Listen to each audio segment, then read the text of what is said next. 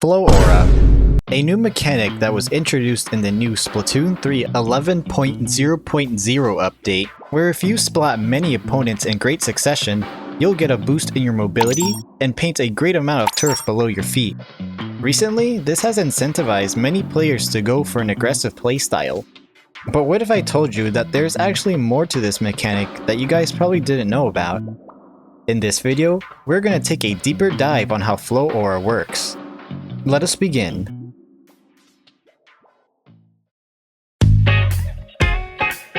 Nintendo has explained very simply to us, get many splats, and you'll gain a boost in your mobilities. But which abilities do you get, and by how much? When Flow Aura activates, you get the equivalent of 3 mains of the following abilities: Run Speed, Swim Speed, Ink Resistance, and Intensify Action. Similar to the ability Opening Gambit, which also gives a boost in these abilities. Okay, so how does achieving Flow Aura work? Alright, so your character has these things called Flow Aura points, and you need about 100 points in order to reach Flow Aura state.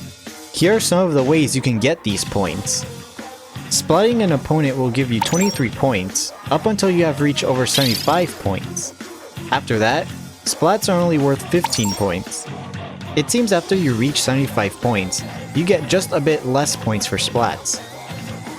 Getting another splat within 5 seconds of the first one will grant you a whopping 43 points, but only 35 if you are over 75 points. Being the very first person to get a splat in the lobby will grant you a bonus 10 points on top of the ones you already get for the splat. So you'd get 33 points if your splat was the very first one of the match. You also get a 10-point bonus if you splat someone who is in their Flow Aura state. Getting assists also grants you Flow Aura points. If your assist is from non-damaging means, such as with a point sensor, then you get 4 points. But if you do get some damage in, then that gets bumped up to 14 points. So you don't really have to worry about your teammates taking away splats from you. Sure, you get a little less than if you were to get the splat yourself, but points are points at the end of the day.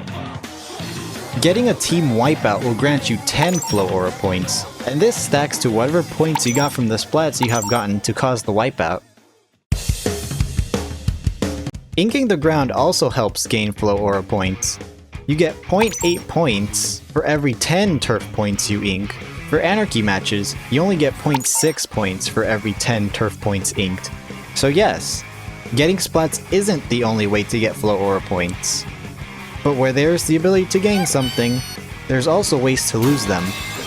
Every second, you lose 0.2 points, and if you have gone 5 seconds without gaining any Flow Aura points at all, it gets bumped up to 3.3 points per second. So yep, it's recommended to keep turfing while you work towards getting those splats. Getting splatted loses you 5 points, and doing something such as falling off the map or into the water loses you 10 points. Best to stay away from those ledges. No! No! It's actually possible to reach 100 points without getting any splats, but you are required to get at least 1 splat to activate Flow Aura. Once you do actually activate Flow Aura, it lasts for 30 seconds. Every splat will paint a great amount of turf below you, and adds an extra 10 seconds to your Flow Aura, but you can't go over 30 seconds. Meaning, you can't just splat a bunch of enemies all at once, and expect 2 minutes of Flow Aura. The timer will always cap at 30 seconds. But that just about covers it. Again, these results are tested from the community, so if you guys think I missed something, or if something's incorrect, let me know down in the comments. Remember to stay fresh, and I'll catch you later. If you don't change,